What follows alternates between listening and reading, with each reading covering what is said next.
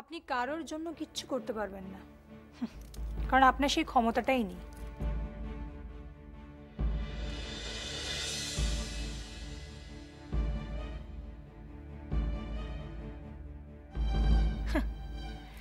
যে নিজের ভালো করতে পারে না সে কিনা করবে অন্যের ভালো।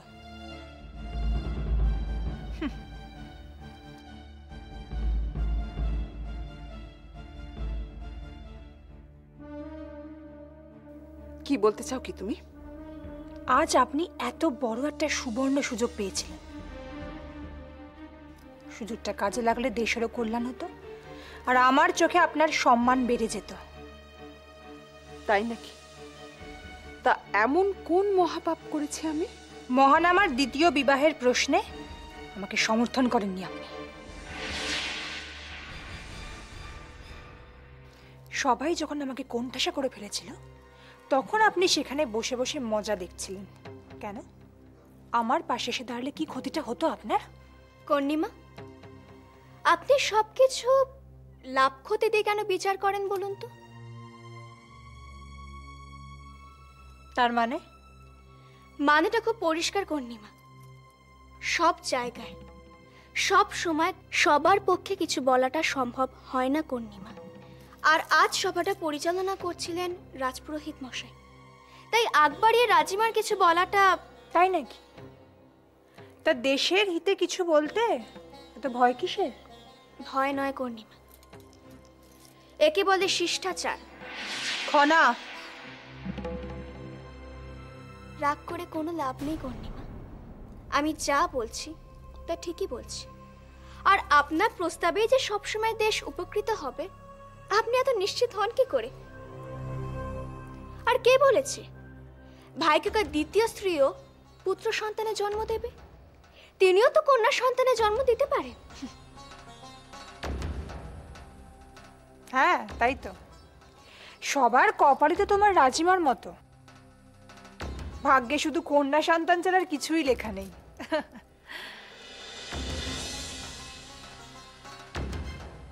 আর নিজেকে সংশোধন করারও কোনো ইচ্ছে নেই। একবার ভাবুন তো, মহান আমার দ্বিতীয় বিবাহকে সমর্থন করলে তার কত বড় উপকার হতো। ভাইকাকার তো উপকার হতো, কিন্তু ঋদ্ধিমনের কি হতো? সে আমি কি করে জানবো? আমি তো আর সমৃদ্ধিকে সিংহলে আনিনি, আর হ্যাংলার মতো মহান আমার সাথে বিবাহ দিতেও চাইনি।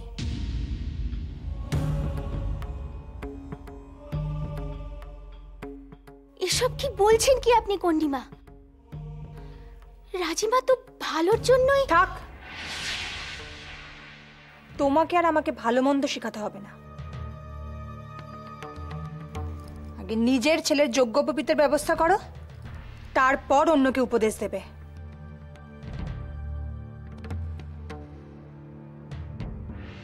আর নিজের ভাতুষপুত্রের এত বড় সর্বনাশ আপনি করলেন কি করে? মাসি হয়ে তার এত বড় সর্বনাশ আপনি করলেন। তাকে তাকে ধ্বংসের দিকে আপনি ঠেলে দিতে পারলেন?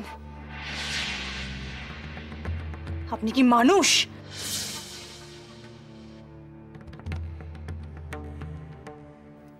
ছি!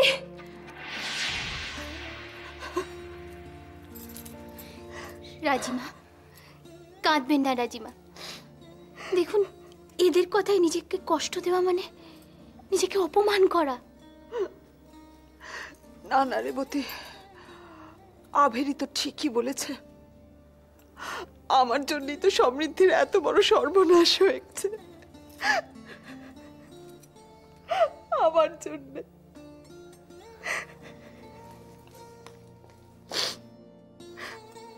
রেবতী, রেবতী তুমি দেখো, এর জন্য আমাকে শাস্তি পেতেই হবে। রাজিমা। হ্যাঁ রেবতী, আমি এর জন্য শাস্তি পাবো একদিন না একদিন। আমি নিজে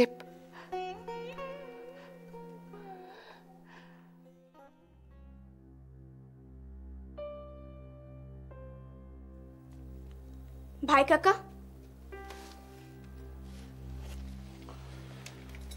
কি ব্যাপার? এসব তুমি কি শুরু করেছো? তোমাদের মধ্যে কি বিবেক বলে কিচ্ছু নেই? কি হয়েছেটা কি? এমন ভাব করছো যেন মনে হচ্ছে তুমি কিছুই জানো না। হ্যাঁ, আমি কিছুই জানি না। নির্বাসন কক্ষে বসে থাকলে বাইরে কি হচ্ছে না হচ্ছে তা জানবো কি করে? আমার পক্ষে জানা সম্ভব নয় সেটা। কিন্তু ভাই কাকা, তুমি তো নির্বাসন কক্ষে বসেই প্রাক্তন প্রধানমন্ত্রী দেখো মশাইকে। না,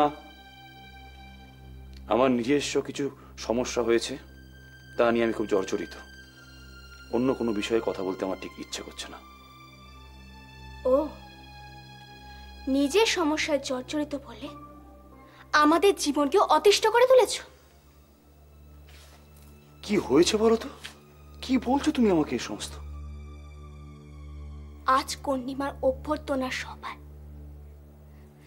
তুমি নিজে দ্বিতীয় বিবাহের প্রস্তাব পাঠিয়েছ, যাতে তুমি এই নির্বাসন কক্ষ থেকে মুক্তি পাও, তাই তো? দেখো খনা, খনা, আমি কেন হঠাৎ কে প্রস্তাব দিতে যাব? আর তাছাড়া নিজে মুক্ত হতে চাইলে নিজেকে সংশোধন করে তবে। আর কত অভিনয় করবে ভাই কাকা, আর কত অভিনয় করবে? আচ্ছা তুমি কি ভাবো বলো তো? আমি খুব বোকা, আমি কিছুই বুঝি না। আচ্ছা খনা, তুমি আজকে হঠাৎ আমাকে এই সমস্ত কথা বলছো কেন? হঠাৎ নয় ভাই কাকা, হঠাৎ নয়। তোমরা পুরো পরিকল্পনা করেই সভায় এরকম প্রস্তাব করেছো, যাতে আমরা সবাই বাধ্য হই। দেখো খনা, তোমার কি মনে হয় কর্ণিমা যা যা করেন সবটাই আমার পরামর্শ মেনে? সেটা তো তুমি বেশি ভালো জানবে আমার থেকে। ঠিক কি বলতে চাইছো বলো তো তুমি? কন্যিমা আজ সভায় ইঙ্গিতে মা বাবাকে হুমকি দিয়েছে। এত বড় ওনার সাহস কি করে ভাই কাকা? নিশ্চয় তোমার জন্য। দেখো দেখো খনা, আমাকে বিশ্বাস করো, দাদার বৌরানির কোনো ক্ষতি আমি চাই না। তাহলে বাবার গলায় তরবারি ধরে তুমি কি করছিলে? খনা তখন। থাক ভাই কাকা, থাক, অনেক হয়েছে। ভাই কাকা দয়া করে এবার নিজেকে একটু শুধরাও ভাই কাকা, দয়া করে। আর পারলে কন্যিমাকে বলো তার এসব নোংরা খেলা বন্ধ করতে। দেখো খনা, এই কন্যিমার বিষয়ে আমি তোমাকে কোনো সাহায্য করতে পারবো না। ও, তার মানে দিনের পর দিন এইভাবে রাজিমা অপমানিত হয়ে যাবে? দিনের পর দিন কোথায়? হ্যাঁ, দু একবার নয় ভাই কাকা, দু একবার নয়।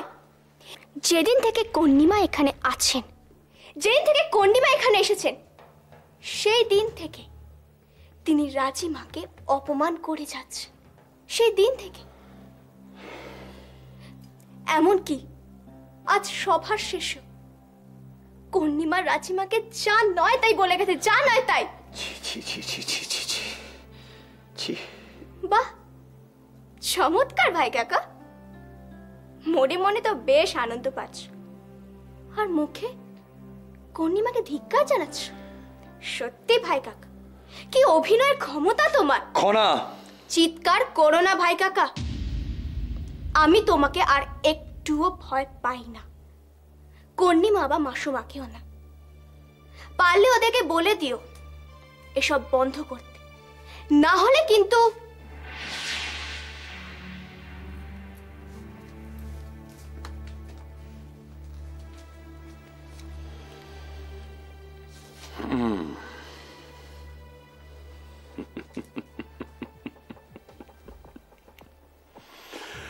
ওষুধটা বেশ ভালোই কাজে লেগেছে বলে মনে হচ্ছে।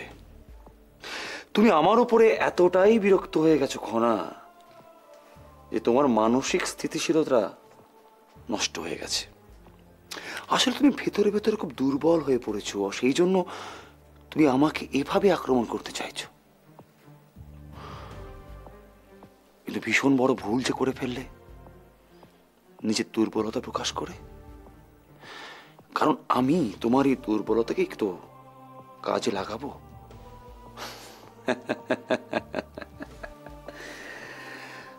আমার এই দুর্বল বিপক্ষকে এবার আমি আক্রমণ করব। সেই আক্রমণে ছারখার হয়ে যাবে সব। আর সেটা যদি আমি করতে না পারি, আমার নাম মহানামা নয়, মহারাজা মহানামা নয়। খনা, কি ব্যাপার? কি হয়েছে? কোথায় যাচ্ছ? কি হয়েছে? জানো জয়ম, কর্ণিমা আবার রাজিমাকে অপমান করেছে। কখন? এই তো একটু আগেই।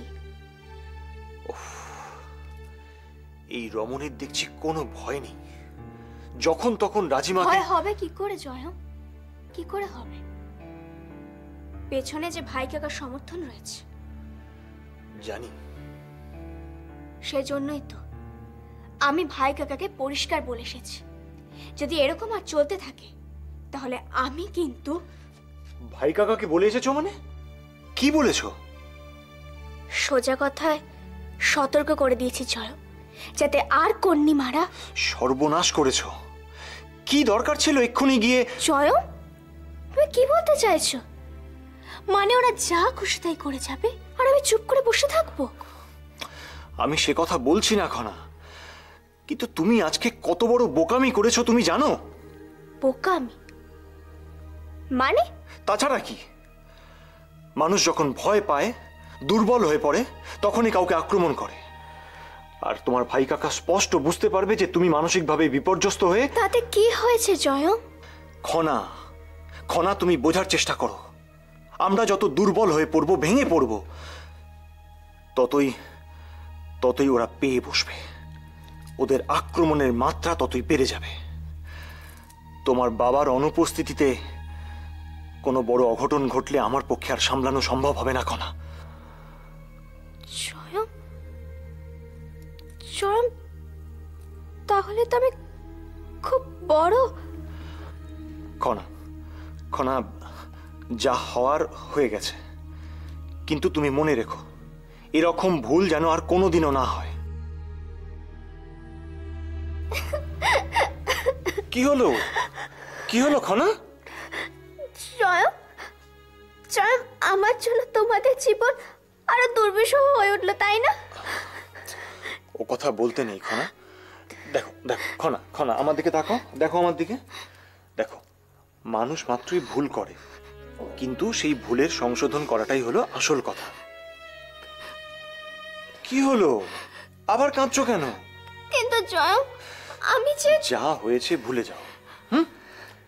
তুমি শুধু আমাকে একটা কথা দাও, যে তুমি রাগের মাথায় এরকম কাজ আর কোনোদিনও করবে না, নিজের রাগকে নিয়ন্ত্রণ করবে। কি হলো? কথা দাও। আমি আর কখনো এরকম করবো না জয়ম, কখনো না, কোনোদিনও করবো না জয়ম।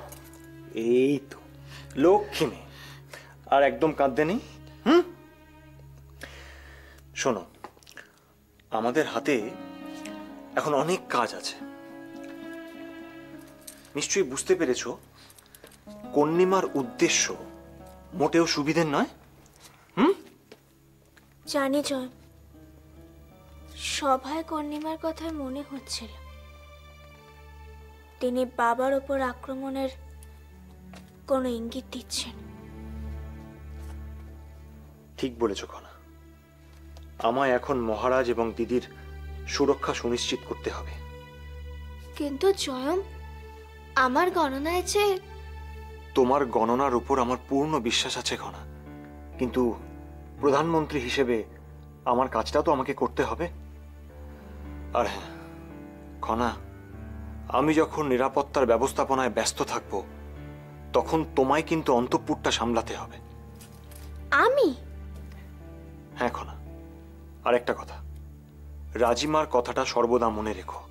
যা করবে কৌশলে করবে, এবং সবার সামনে নিজেকে কখনোই সক্রিয় দেখাবে না, বুঝেছ?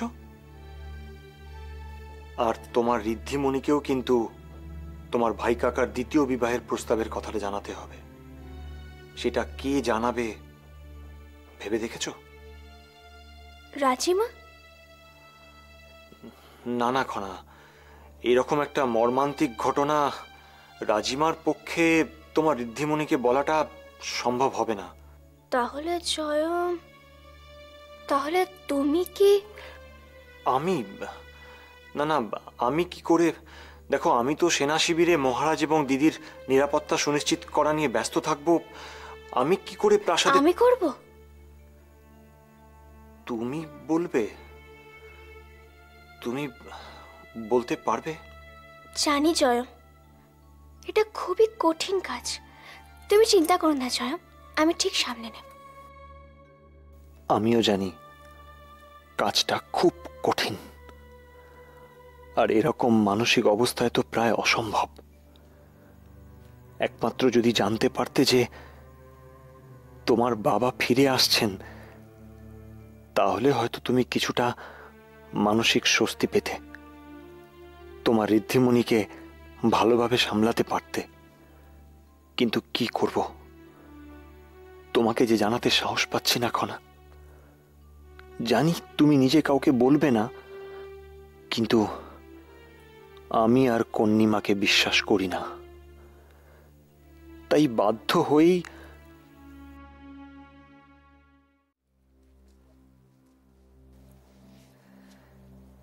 ঋদ্ধিমণি,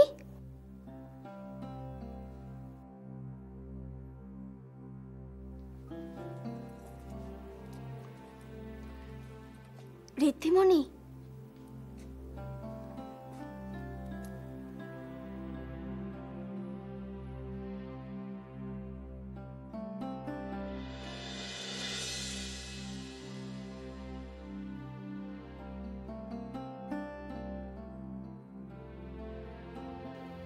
কি হয়েছে ঋদ্ধিমণি? তোমার ঋদ্ধিমণি খুব কষ্ট পেয়েছে খনা।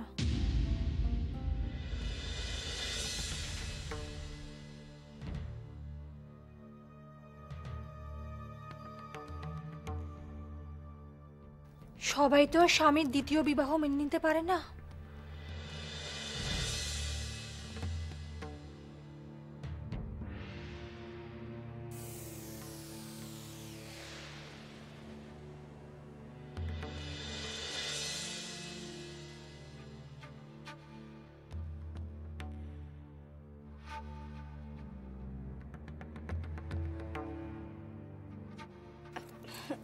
ঋদ্ধিমণি, ঋদ্ধিমণি, এখনই এত ভেঙে পড়ো না ঋদ্ধিমণি। তুমি নিজেকে সামনে রাখো, তোমাকে তো আরো অনেক লড়াই লড়তে হবে ঋদ্ধিমণি। যা শুনলাম তা কি সত্যি?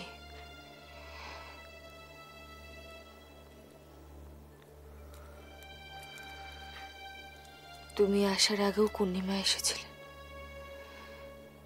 তিনি বললেন, তিনি আমায় বললেন যে তোমার ভাই কাকা নাকি দ্বিতীয় বিবাহ। সভায় সভায় এরকমই প্রস্তাব দেওয়া হয়েছে ঋদ্ধিমণি, কিন্তু